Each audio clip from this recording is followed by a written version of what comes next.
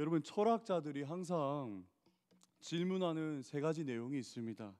그 내용이 뭐냐면, 첫 번째는 나는 누구인가, 두 번째 나는 어디서 왔는가, 세 번째로 나는 어디로 가는가. 네, 이 세 가지가 철학자들이 항상 역사적으로 지금까지 질문을 던져왔던 의문점이었습니다. 여러분, 오래전에서 시작해서 오늘날에도 여전히 이 질문을 던지는 것을 보니까 아직 이에 대한 답을 찾지 못했다는 것을 알 수 있습니다. 그런데 여러분, 이 질문에 대한 답은 오직 종교에서 찾을 수가 있어요. 종교는 내가 누구인지, 내가 어디서 왔는지, 내가 어디로 가는지 그 답을 제시해 줍니다. 그러나 모든 종교가 바른 답을 주는 것이 아니죠. 바른 답은 바른 출발에서 시작을 해야 하는데, 인간으로부터 시작된 출발은 우리에게 정확한 답을 당연히 제시해 줄 수 없습니다. 왜냐하면 우리는 불완전한 존재이기 때문이에요. 이 질문들에 대한 바른 답은 오직 이 세상을 창조하시고 지금도 다스리시며 여전히 살아계신 그 완전한 하나님으로부터만 구할 수 있습니다. 오늘 이 말씀은 우리가 누구인지 분명히 가르쳐주고 있습니다. 한번 살펴보겠습니다. 흩어진 자들의 정체성과 사명을 살펴보겠습니다.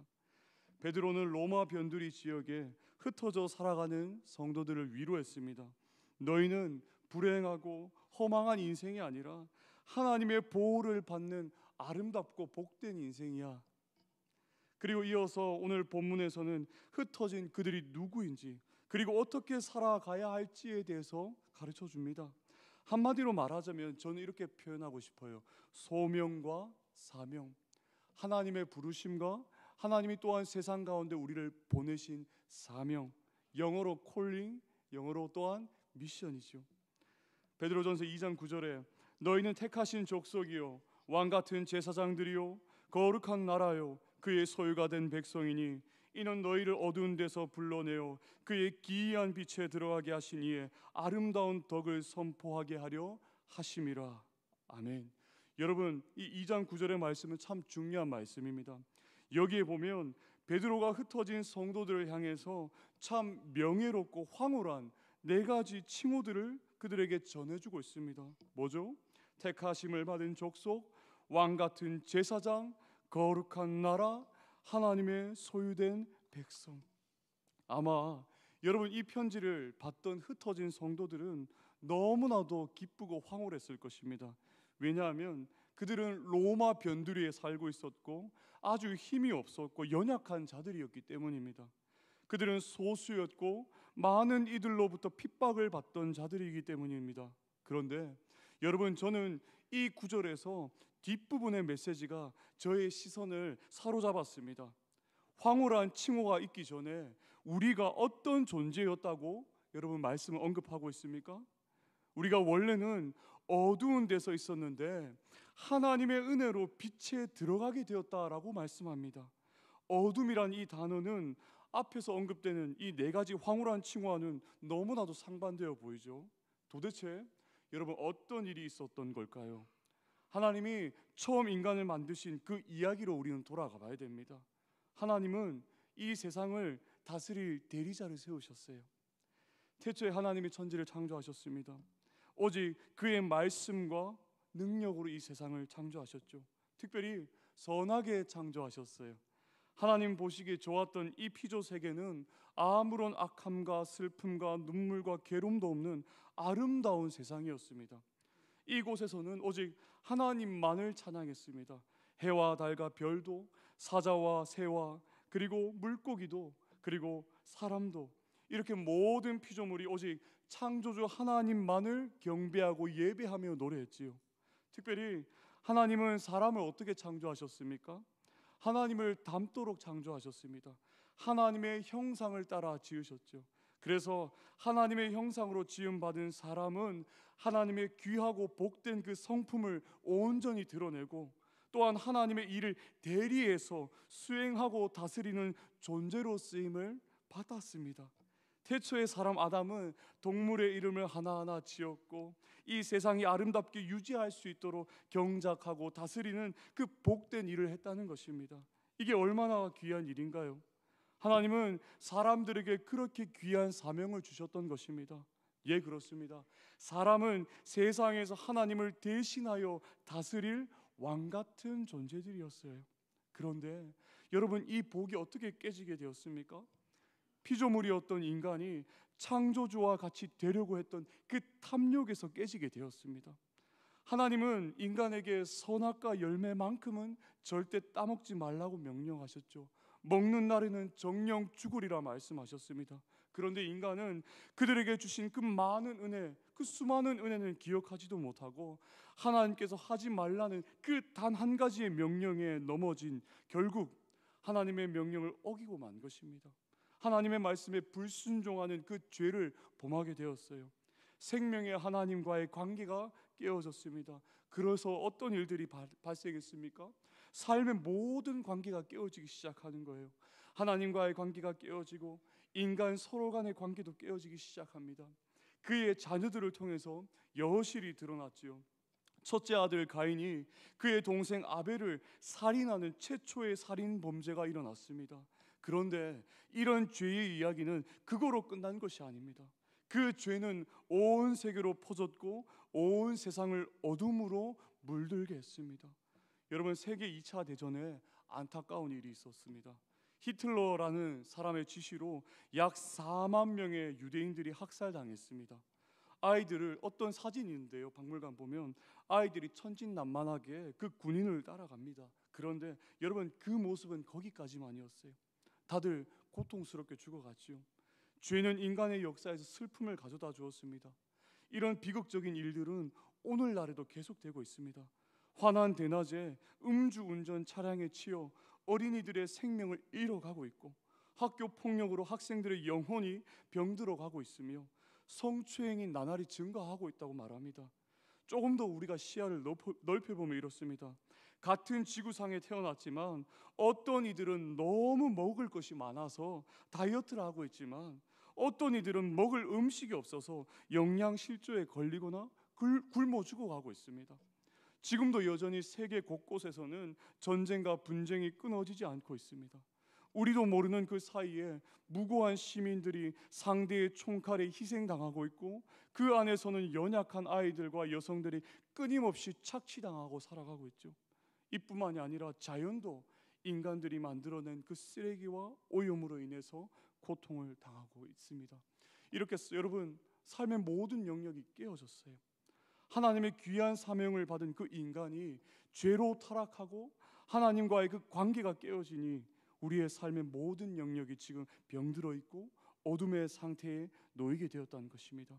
인간은 하나님께서 맡기신 그 사명에 충실하지 못했어요. 그래서 하나님께서 창조하신 세상은 그 원래의 아름다움을 잃어버린 것입니다. 그런데 사랑하는 여러분, 하나님이 세상을 구하실 놀라운 구원의 계획을 한번 들어보십시오. 하나님은 인간의 그 실패에도 불구하고 온 세상을 구하실 구원의 계획을 펼치셨습니다. 하나님은 세상을 사랑하셨어요. 하나님이 세상을 이처럼 사랑하사 독생자를 주셨으니 이는 그를 믿는 자마다 멸망하지 않고 영생을 얻게 하려 하심이라. 아멘. 하나님은 세상을 사랑하셨습니다. 그러니 예수 그리스도를 우리의 삶 가운데 보내주신 것이죠. 특별히 여기서 세상은 하나님이 창조하신 모든 세상을 말합니다. 여러분, 구원이라는 것은 단순히 비그리스도인들이 그리스도교로 개종시켜서 교회를 확대시키는 그 정도의 일로 그치는 것이 아니라 인류를 위한 총체적인 구원을 말합니다.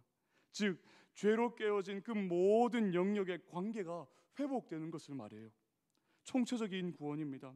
하나님은 세상을 사랑하셨고 결국에 세상 전체를 회복하신다는 것이죠. 요한계시록 21장 5절에 이렇게 말씀합니다. 보좌에 앉으신 이가 이르시되 보라, 내가 만물을 새롭게 하노라 하시고 또 이르시되 이 말은 신실하고 참되니 기록하라. 여러분, 그렇습니다. 만물을 새롭게 하신다 말씀합니다. 그런데 여러분, 하나님은 이 놀라운 구원의 비전을 우리를 통하여 이루신다는 거예요. 톰 라이트라는 신학자는 이렇게 말했습니다. 구원의 온전한 의미는 단지 영혼이 아니라 인간 존재 전체에 대한 것이며 미래에 대한 것만이 아니라 현재에 대한 것이며 하나님이 우리 안에서 그리고 우리를 위하여 하실 뿐 아니라 우리를 통하여 하시는 일에 대한 것이다 라고 말했습니다. 네, 하나님께서는 이 세상을 구원하시기 위해 한 사람을 부르셨습니다. 바로 이스라엘의 조상인 아브라함이라는 사람을 부르셨죠. 창세기 12장 1절에 3절에 여호와께서 아브라함에게 말씀하셨다. 너는 내 고향과 친척과 집을 떠나 내가 지시한 땅으로 가거라. 내가 너를 큰 민족의 조상이 되게 하고 너를 축복하여 내 이름을 크게 떨치게 하겠다. 너는 다른 사람에게 복을 끼치는 자가 될 것이다. 너를 축복하는 자를 내가 축복하고 너를 저주한 자를 내가 저주할 것이니 땅의 모든 민족이 너를 통해 복을 받을 것이다 라고 말씀합니다. 하나님이 아브라함을 택하시고 그에게 복을 주시겠다고 약속하셨습니다. 그런데 하나님께서는 아브라함에게 복만 주시겠다고 말씀하지 않으셨어요. 그것은 아브라함의 최종적인 목적이 아닙니다. 하나님께서 아브라함을 부르신 최종적인 목적은 아브라함을 통하여 세상 전체의 복을 베풀려고 택하신 것입니다. 하나님이 세상을 구원하시고 은총을 주시는데 그 복을 세상에 나누는, 흘려보내는 축복의 통로가 되는 그 사명을 받은 것입니다. 그리고 이 복은 나중에 시내산 언약을 통해서 이스라엘이라는 한 민족 그 나라에게 이어졌고, 그리고 예수 그리스도를 통해서 성취되었으며, 또한 이 복과 사명은 신약의 교회와 오늘날 우리의 삶까지 이어지게 되었지요. 여러분, 시내산에서 맺은 그 언약을 다시 한번 보십시오. 세계가 다 내게 속하였나니 너희가 내 말을 잘 듣고 내 언약을 지키면 너희는 모든 민족 중에서 내 소유가 되겠고 너희가 내게 대하여 제사장 나라가 되며 거룩한 백성이 되리라 라고 말씀하셨고, 이어서 베드로전서 2장 9절에 신약시대에 교회에 주신 그 정체성과 사명을 다시 한번 확인하겠습니다. 너희는 택하신 족속이요 왕같은 제사장들이요 거룩한 나라요 그의 소유가 된 백성이니 이는 너희를 어두운 데서 불러내어 그의 기이한 빛에 들어가게 하신 이의 아름다운 덕을 선포하게 하려 하심이라. 그렇습니다, 여러분. 우리는 이 화려한 칭호와 정체성을 부여받았다는 그 사실에만 취해 있으면 안 됩니다. 무엇을 위해 우리가 이 아름다운 신분을 부여받았습니까? 오직 아름다운 덕을 선포하게 하려 하심이라 말씀합니다. 세상 속에서 교회는 아름다운 덕을 선포해야 됩니다.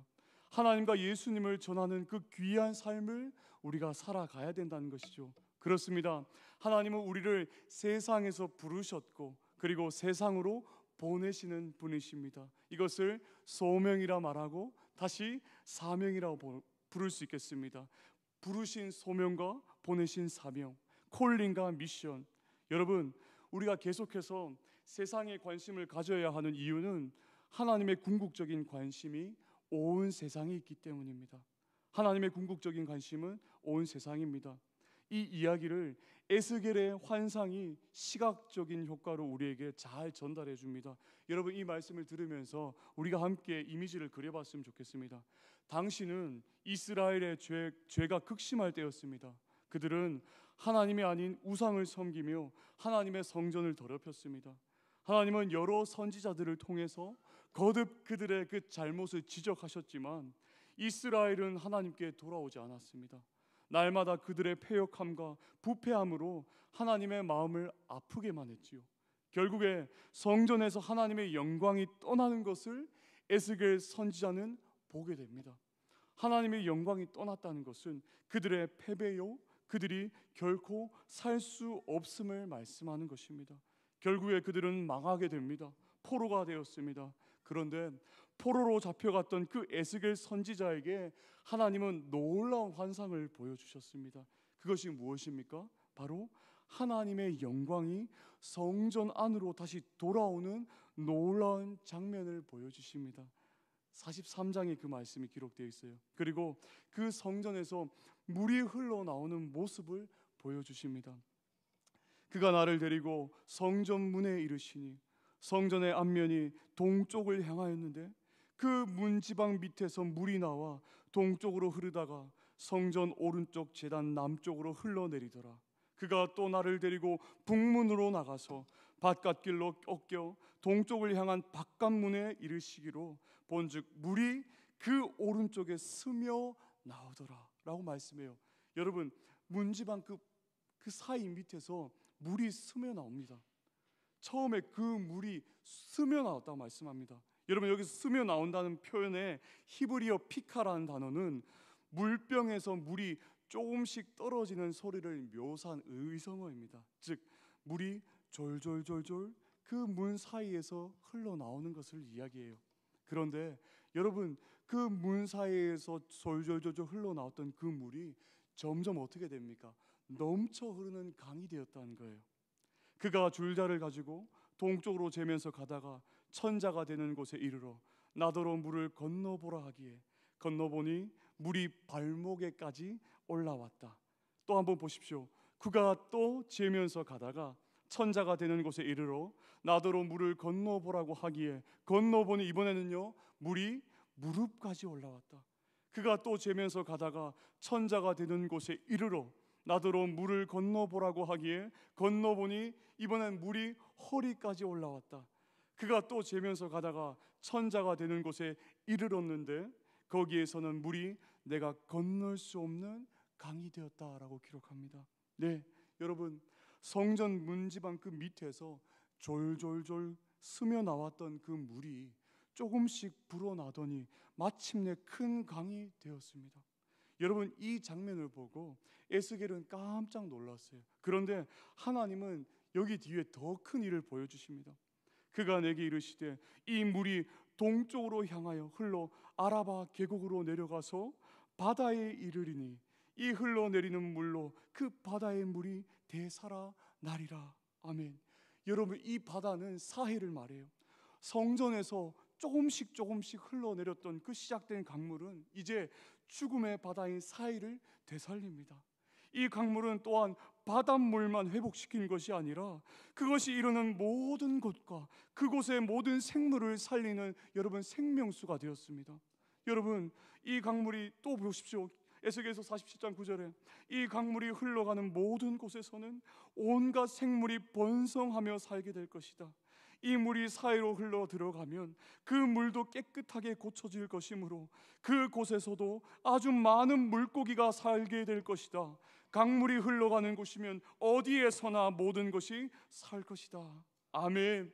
여러분, 그때의 10절 이어서 보십시오. 그때는 어부들이 고기를 잡느라고 강가에 늘 늘어설 것이다. 여러분, 고기가 많으니 어부들이 늘어난대요. 즉 여러분, 이 물은 온갖 생물뿐 아니라 우리 사람도 살리는 생명의 물이 된다는 것이고, 결국엔 여러분 이 물은요 이 벽을 넘어서 온 열방까지 흘러나오는 생명의 물이 됩니다. 그렇습니다. 여러분, 이 물을 이야기를 들으면서 우리는요 예수님의 이야기가 떠오릅니다. 예수님이 이와 비슷한 이야기를 하셨어요. 나를 믿는 자는 성경의 이름과 같이 그 배에서 생수의 강이 흘러나오리라. 이는 그를 믿는 자들이 받을 성령을 가리켜 말씀하신 것이라. 여러분, 이 말씀 우리가 함께 다시 한번 읽어보겠습니다. 시작. 나를 믿는 자는 성경의 이름과 같이 그 배에서 생수의 강이 흘러나오리라. 이는 그를 믿는 자들이 받을 성령을 가리켜 말씀하신 것이라. 아멘. 여러분, 예수님을 믿는 자의 배에서는 생수의 강이 흐른대요. 누군가를 살리는 생명수를 지니고 있대요. 이 물은 생명과 치유의 힘이 너무 강력해서 주변을 살리는 물입니다. 그런데 여러분, 이 물이 무엇입니까? 바로 성령입니다. 성령. 예수를 믿는 자들의 그 배에서 흘러나올 것이 바로 성령입니다. 성도들에게 임한 이 성령의 영향력은 온 주변에 생명을 주는 강물이 될 것입니다. 사랑하는 여러분, 에스겔에서 성전은 담 너머의 세상에 변화를 가져왔습니다.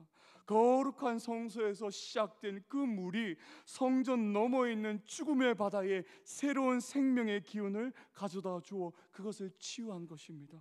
마찬가지로 성도들에게서 흘러나오는 그 생수의 강인 이 성령은 성도들의 주변에 분명한 변화를 가져옵니다. 그리고 이러한 변화는 근본적으로 생명을 주는 심히 풍성한 변화입니다. 사랑하는 여러분, 비록 나를 통하여서 누군가가 공동체가 변하는 것이 미미하게 느껴지더라도 결코 좌절하지 마십시오. 자녀들의 변화와 학생들의 변화와 교우들의 변화와 부족한 나의 변화가 빠르게 나타나지 않는다고 여러분 결코 낭망하지 마십시오. 온 세상을 변화시키시는 이 생수의 강은 처음에 아주 미미한 물에서 시작했습니다. 큰 강물의 시작은 여러분 졸졸졸이었어요. 변화는 처음부터 크고 화려하게 시작하지 않았습니다. 아합 시절에 우리 지난번 말씀 나눴죠. 아합 시절 그 극심한 가뭄으로 이스라엘이 시달릴 때도 나중에 비가 오기 전에 하나님이 보여주신 것은요, 고작 사람 손만한 작은 구름에서 시작했다는 거예요. 그리고 엘리야에게 말씀하셨던 하나님의 음성도 여러분 세미한 음성이었습니다. 우리는 여러분 욕망이 있습니다. 큰 강을 당장 만나고 싶어 합니다. 당장 생명의 변화를 크게 경험하고 싶어 합니다. 그러나 여러분 큰 강을 만나려면 문지방에서 졸졸졸졸 스며 나오는 그 작은 물줄기를 무시해서는 안 됩니다. 인내하며 기다려야 됩니다. 포기하지 않고 기다릴 때 하나님은 반드시 우리의 삶의 풍성한 열매로 맺어주심을 여러분 꼭 믿으시길 바랍니다. 이제 말씀 맺겠습니다. 하나님의 자녀로 부르심을 우리가 받았습니다. 하나님은 우리를 콜링하셨어요. 우리에게 소명을 주셨어요. 왜 주셨습니까?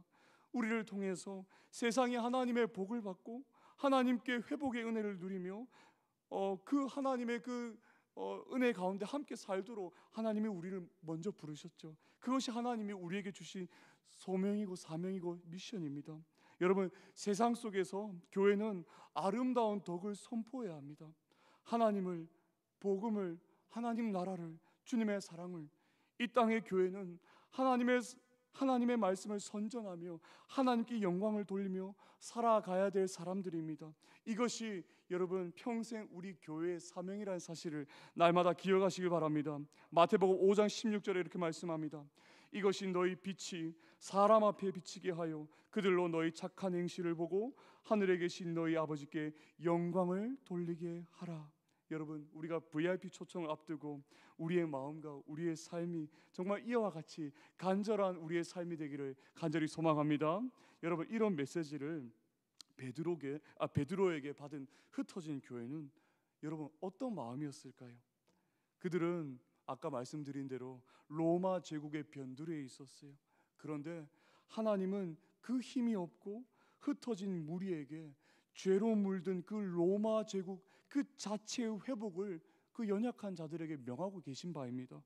마치 로마의 운명은 시저 황제나 로마의 시민들 손에 달려 있는 것이 아니라 흩어진 교회에게 달려 있다라고 말씀하시는 거예요. 지극히 연약한 자들, 사회적으로 미미한 약자들, 노예, 믿지 않는 남편을 가진 자들, 그리고 억울한 고난을 당할 수밖에 없는 그 처지에 있는 성도들에게 베드로가 이렇게 선포하고 있는 거예요. 바로 당신들 손에 로마에 가득한 그 수많은 영혼들의 회복이 달려있다라고 말합니다. 사랑하는 여러분, 이 이야기가 우리 주변의 문현동에 있는 수많은 영혼들에게 미치기를 간절히 소망합니다. 그런데 사랑하는 여러분, 그 길을 걷는 게 참 쉽지 않아요. 두려운 길이기도 해요. 왜냐하면 그 길은 십자가의 길이고 많은 이들이 주저하며 결국 많이 가지 않으려고 하는 좁은 길이기 때문입니다. 많은 희생과 섬김과 나눔과 사랑, 자비가 동반되는 그런 삶이기 때문이죠. 여러분, 한 사람의 생명을 구하기 위해 우리는 때론 자존심도 버려야 됩니다. 누군가가 나에게 악으로 다가와서 악으로 괴롭게 할 때도 우리는 악을 악으로 대갚아주는 자들이 아니라 선으로 그들을 날마다 대해야 되죠. 선한 양심과 선한 행위로 그들에게 날마다 친절과 사랑으로 대해야 되죠. 또한 한 생명을 살리기 위해 우리는 물질과 시간을 내려놓기도 해야 합니다. 어려운 자, 힘든 자, 가난한 자, 혼자서 결코 살아갈 수 없는 자들, 물질이 힘든 자들, 감정적으로 힘든 자들, 복음이 필요한 자들, 여러분 그런 이들을 우리는 돌봐야 됩니다. 우리의 것을 포기하면서까지 돌보고 사랑하는 것이 그 배 안에 생수의 강이 성령이 넘치는 사람이라는 사실을 여러분 기억하시길 바랍니다. 혼자서 여러분 이 길을 걸어 나가려고 한다면 참 앞길이 막막하죠. 어떻게 우리가 세상을 품을 수 있겠습니까? 우리의 연약한 모습으로 악한 자라도 우리가 어떻게 미워하지 않고 용서하며 그들을 위해 우리가 도리어 기도해 줄 수 있겠습니까? 어떻게 하나님께서 주신 그 미션을 여러분 우리가 제대로 수행하며 살아갈 수 있겠습니다. 살아갈 수 있겠습니까? 그런데 사랑하는 여러분, 그때마다 살아계신 주 예수 그리스도를 바라보십시오. 그분은 우리의 반석 되십니다. 참 성전은 이 건물이 아니라 하나님을 믿는 구원받은 우리가 성전이라고 성경은 말씀합니다. 즉 우리는 성전 중심에 있고, 여러분 그 성전 중심 속에 누가 있다는 것입니까? 오직 예수 그리스도가 우리의 중심이 되시고 우리의 머리가 되시고 우리의 기초로 자리 잡고 계신다는 사실입니다. 그 부활하신 주님이 성전인 우리에게 날마다 힘과 능력을 공급해 주실 것이고 하늘에서 기도해 주실 것이고 우리의 배에 성령이 흘러 넘치도록 이끄셔서 우리를 통해서 온 세상을 구하시는 일에 복되게 우리를 사용하실 것입니다. 이 하나님의 선교에 날마다 기쁨으로 동참하는 성동의 교우들 되시기를 주님의 이름으로 축복합니다.